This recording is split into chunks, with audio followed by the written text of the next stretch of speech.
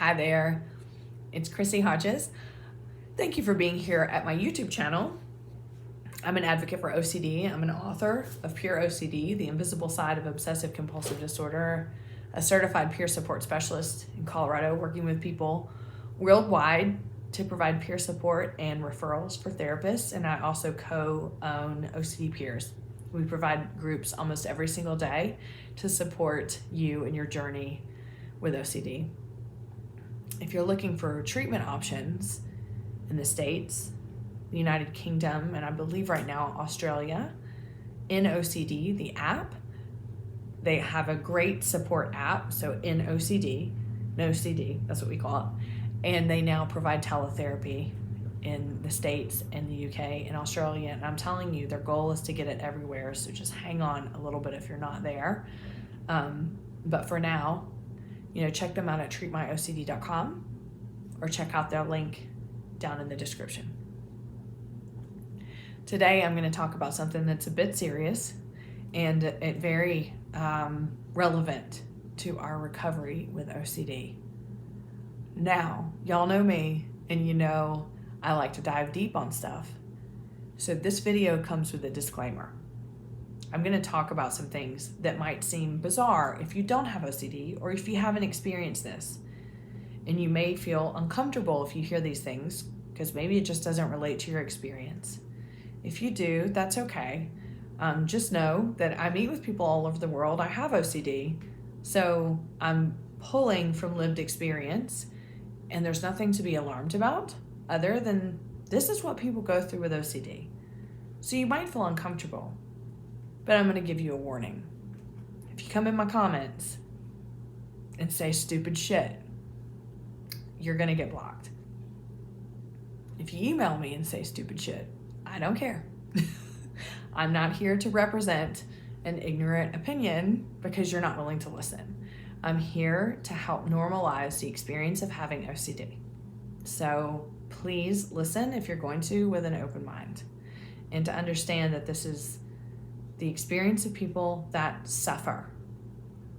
I watch comments closely on these kind of topics. So we don't tolerate bullying, or we don't tolerate things that are not appropriate and that are gonna really hurt our community of people who suffer with OCD. So there's your disclaimer. Thanks. What I want to talk about today is something that does not get talked about often and I think is so important, which is why I'm bringing it up today. Now, it's not like mainstream OCD stuff. It's not a lot of the things that you're going to hear about recovery, but I wanted to touch on it because if this is what you're experiencing, you need to know it's okay and it's normal. What I'm talking about today is processing and managing the shame, the guilt, and the embarrassment after you survive OCD. Now, when I say survive, I want to first tell you what I mean when I say that. When you don't know how to manage OCD correctly, meaning you don't have the behavioral knowledge or skills to be able to respond without compulsions, and that continues to perpetuate the cycle, you are literally just surviving because you're always responding to, sorry, I just dropped a paper. You're always responding to your amygdala, which is telling you you're in danger over and over and over and over. So that's when you're doing compulsions and you're just doing the best that you can to manage, the best you can. Okay, I did this for 12 years. I didn't know what was going on. I literally was just surviving the best I could. Some ways were better than others. Some things lasted, I could survive by, I don't know, doing certain compulsions that would last for longer than others. When I would get depressed, it would be horrible, and then I would just count the days until it would break. You do what you can to get through this until you know how to manage it in the way that exposure response prevention therapy teaches us, which is to change your behavior to limit your compulsions. You cannot know how to do that until you're taught, until you practice this and master the art of reducing compulsions. Now, that can get really hard when we're talking about sexual intrusive thoughts, violent intrusive thoughts, okay? Now, I also need to just say this. I'm going to use all kinds of intrusive thoughts interchangeably here. So I'm going to be talking about sexual orientation thoughts the same time that I'm talking about harm thoughts and relationship thoughts and religious scrupulosity, POCD. I am not comparing anything. I'm not saying that sexual orientation and not knowing your sexual orientation is the same thing as pedophilia, okay? I'm telling you that straight away. So if you're choosing after me saying that to be offended, then that's your choice. I'm using these because they are undoubtedly the most common intrusive thoughts worldwide, okay? So if it seems like I'm not being politically correct, fine. I'm really talking to you straight about what I hear the most from people. So if you're going to choose to get offended, you're choosing to get offended. That's the bottom line. So when I talk about the shame, guilt, and embarrassment after surviving OCD, what I'm saying is, and this could even apply before you have treatment, when you go through a big phase of OCD, a lot of us can relate to that, where OCD gets very bad and then it feels like it breaks, almost like you're a wave. You're in a wave, like the wave is really bad and then the wave crashes onto the shore and you get some relief for a little while. And then the wave picks you up again when the tide goes out. So this can apply to that, or it can apply to, okay, I've gotten treatment, I know how to manage this, but damn, I still feel awful. I still am mentally reviewing the things that I did when I was completely in my OCD. So this can apply at any stage of your ability to reflect on being in a really tough space of surviving OCD. I hope that makes sense. Meaning you have a little bit more clarity outside of the wave. So actually, that's a good way to put it. So once you have the clarity, then you start thinking about your actions. And it's almost this secondary fear, the secondary terror that hits you of like, oh my God, think about the things I did to survive. The things that I did that would seem nuts to someone outside of OCD. I can never let anyone know. I never want to think about it. Oh my God, why would I do things like that? So this is where it gets, and I want you to, really understand where I'm coming from. When you are in the midst of intrusive thoughts, sexual violence, religious scrupulosity, some of those really heavy ones, where it's, causing you to, think twice about, anything in the realm of sex, violence, religion, you're so desperate to figure out what's going on that sometimes you do things that later on when you have kind of clarity or you're feeling clear, the wave has crashed on and you're like reflecting, you go, oh my God, why would I have purposely brought up an image? Why would I have purposely searched for that kind of porn? Why would I have purposely tested myself? Okay, so I'm going to normalize this for you. People often will think I'm testing whether or not the intrusive thoughts are real or true. Testing could be anything from I'm going to masturbate and see if I'm aroused, or I'm going to look at porn, or I'm going to walk down the street and I'm going to see if my groin moves to men or women. I'm going to pick up a knife and I'm going to walk near my family members or my partner and see if I feel an urge. This is like I'm going to visit my nephews and nieces today. I'm going to test myself by touching their arm, holding them in my lap, right? Is this like testing for pedophilia? No, you're testing. See my air quotes? Testing. as a compulsion. You're going, what does this mean? What does this feel like? Do I feel like this? But I mean, as we know, that shit never works, right? It just sends us right down the rabbit hole. You could test all you want, and then the next thing is, I didn't feel anything, but what if I did? And what if I didn't? And I think I did. I can't remember now. Oh my God, I have to go back and do it again. And so then you get caught in this loop of, oh my God, but wouldn't that be what someone would do if they're a pedophile? Or wouldn't like holding a knife and walking behind my spouse be something a murderer would do? And what if I lost control? Blah, blah, blah, blah. So that's what I'm talking about. So these are the kind of things that you do in the midst of surviving OCD. That at the time you just think, I have to know. I'm gonna go to what we think are outrageous actions to try to figure it out. Okay? To try to get some sort of relief because you're suffering. And when you're suffering, you feel like you're going to do anything just to make it stop. So here's what happens. These things happen. You watch this porn, you test yourself on this, you purposely bring up images, of this or that. You purposely, pick up sharp objects and walk around your kids or your family, just to see what it's like. You do these things, and then when you have those moments of clarity, you have to live with it. You have to live with the fact that you did that.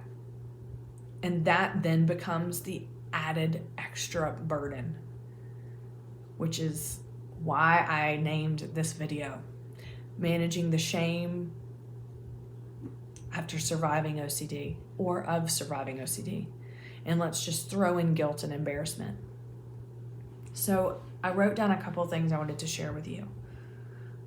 Some of the things that might go through your mind when you're in that moment of clarity and you're reflecting, or you've been through successful treatment and you're better, but you're like, I just can't get over the fact that I am a person that had these thoughts. So normal, by the way.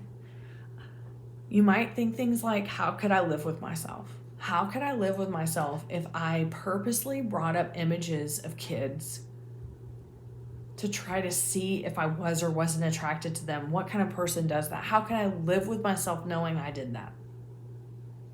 How can I live with myself, knowing that I purposely, grabbed a carrot slicer or whatever and walked into the room where my spouse was sleeping and thought, okay, if I really am a violent murderer, I'll do it. And then I was terrified and I ran out of the room. How could I live with myself for doing that? Okay?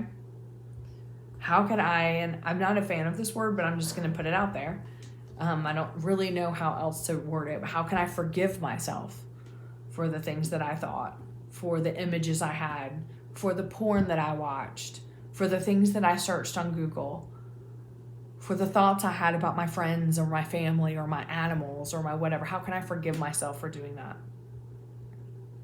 Or the actions that I took to try to test or remedy?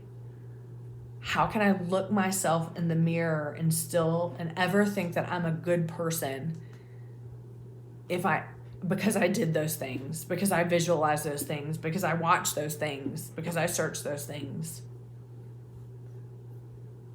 How am I not damaged goods?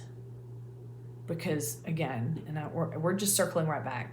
What kind of person would ever have those images to begin with? And then I conjured them up myself, or I masturbated specifically to see if I was aroused, or I, went to a playground and looked at things just to check. That must mean that it's real, that I tested things. I went to a gay bar. I engaged in, heterosexual behavior if I'm homosexual, or homosexual behavior if I'm heterosexual. I engaged in things to test, to see, to how can I live with that? How can I manage and process the shame of the things that I've done? Now that I know it's OCD, How can I live with that? How am I not damaged goods? And how could anybody else love me after that?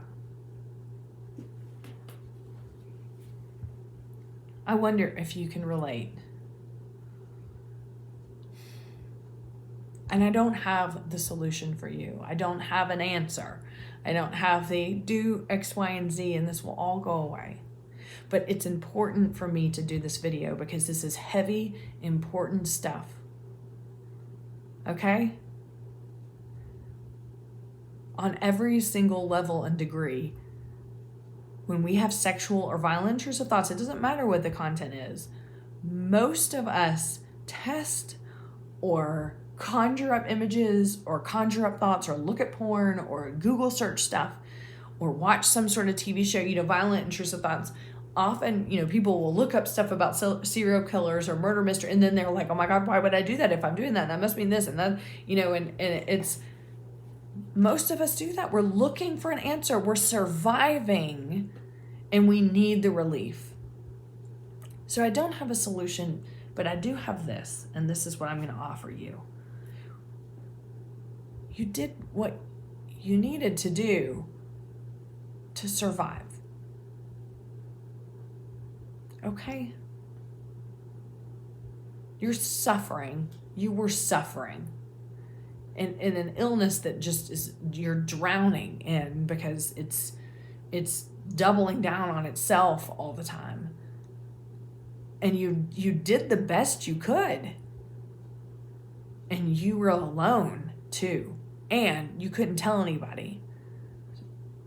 You're doing the best you can. And if you're in a moment of clarity, or if you've gotten through therapy and now you're like, well, I don't understand why it's still there. And then you're like, well, fuck, I have to process everything. Okay. You don't have to process it alone. Because I'm here on this video telling you when nobody else is going to, because nobody talks about this shit. And that's what makes me mad. I'm here telling you so many people have experienced this and they just don't talk about it. They're too scared. There's always the trap of, if I did this, this means I don't have OCD.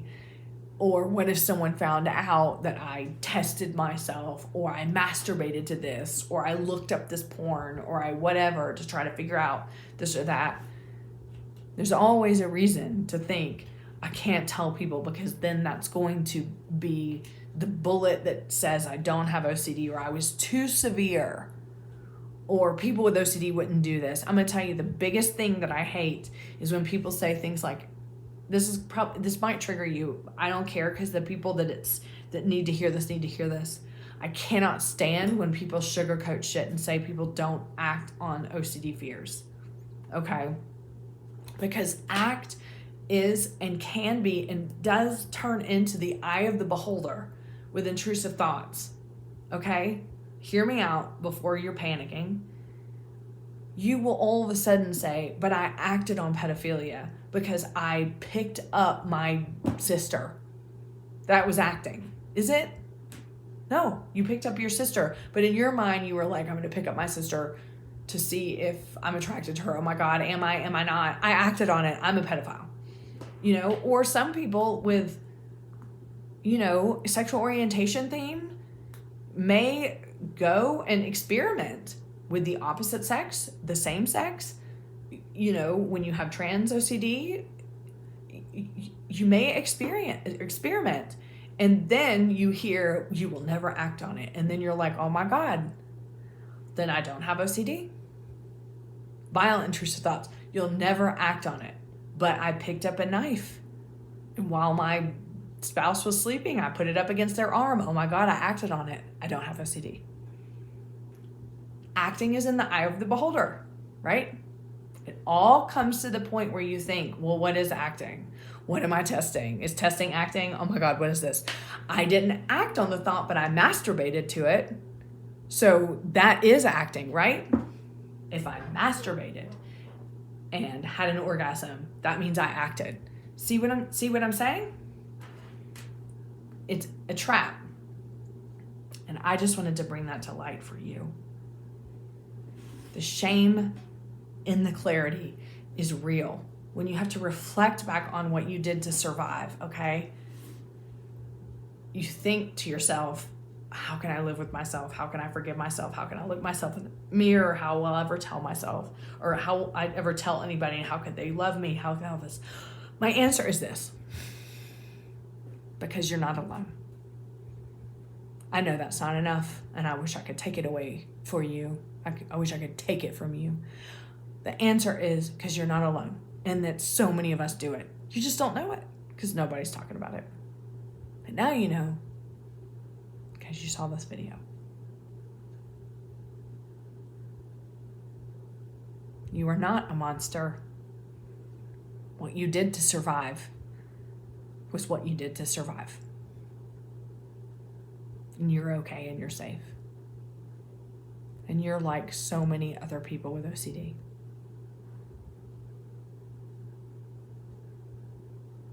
And that's what I have to say today.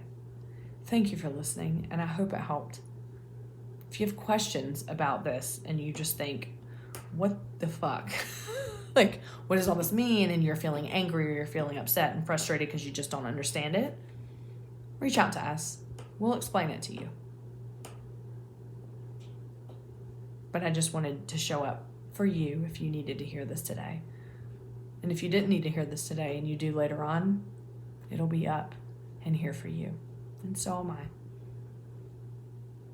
I hope you have a wonderful day, and I'll see you next time.